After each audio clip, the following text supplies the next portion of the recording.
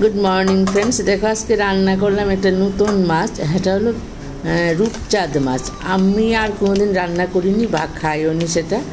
আর আজকে আনলো বাজার থেকে, আনার পরে দেখলাম যে আচ্ছা ভালো, বেশ ফ্রেশ ছিল মাছটা পরিষ্কার করে হলুদ নুন মেখে তারপরে খুব আস্তে আস্তে হালকা হালকা করে একটা একটা করে মাছ ভেজে নিলাম। মাছটা ভাজতে ভীষণ ভালোই লাগলো, তেমন কোনো কষ্ট হয়নি। কড়াইয়ের মধ্যে মানে একটু লাগাতার এইসব দিতে, তবে খুব মনে হয় খুব তেল আছে, মানে তৈলাক্ত মাছ।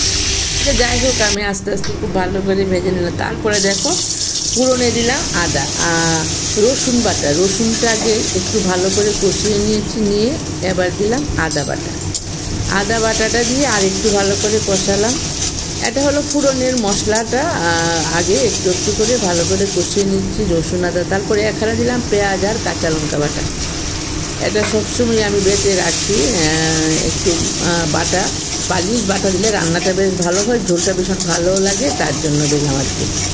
তারপরে এখানে দিয়ে দিলাম সেই বাকি মশলাগুলি, ধনিয়ার গুঁড়া, জিরার গুঁড়া আর হলুদ আর লঙ্কা। একটু কালারের জন্য লাল লঙ্কা দিতে হয়, এটা আমি দিই।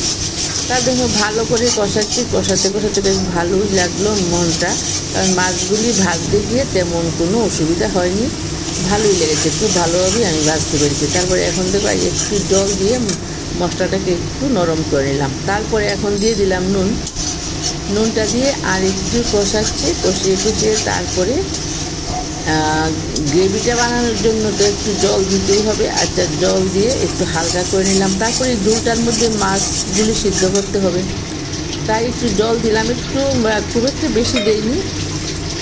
তো বাচ্চা যাই হোক, মাছটা সবচেয়ে ভালো লাগবে। মাছটা ভীষণ নরম, তেল, আর খেতে মোটামুটি ভালোই লাগবে, খারাপ লাগবে না।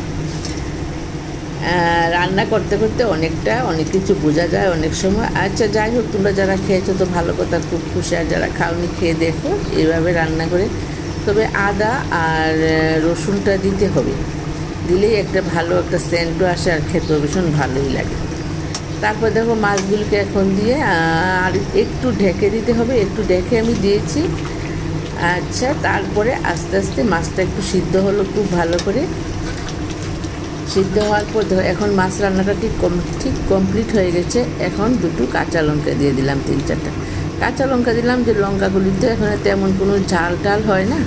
আচ্ছা, যারা একটু ঝাল খেতে অনেকেই ভালোবাসে, তাই একটু কাঁচা লঙ্কা দিয়ে দিলাম। কাঁচা লঙ্কাটি একটু সিদ্ধ হবে। তারপর দেখো মাছ রান্নাটা কমপ্লিট হয়ে গেছে। এখন আমি নামিয়ে নেব মাছটা। এইভাবে একটা থালার মধ্যে, ছড়ানো থালায় ঢেলে দিতে হবে, ঢেলে দিলে ভালো হবে। মাছটা ঠিক ভাঙবে না, পরিবেশন করতেও ভীষণ ভালো লাগবে। আর এই হলো দেখো মাছের রান্নাটা। আশা করি বন্ধুরা ভালো লাগবে। যদি ভালো লাগে তাহলে একটা লাইক, একটা সাবস্ক্রাইব দিয়ে আমার পাশে থেকো।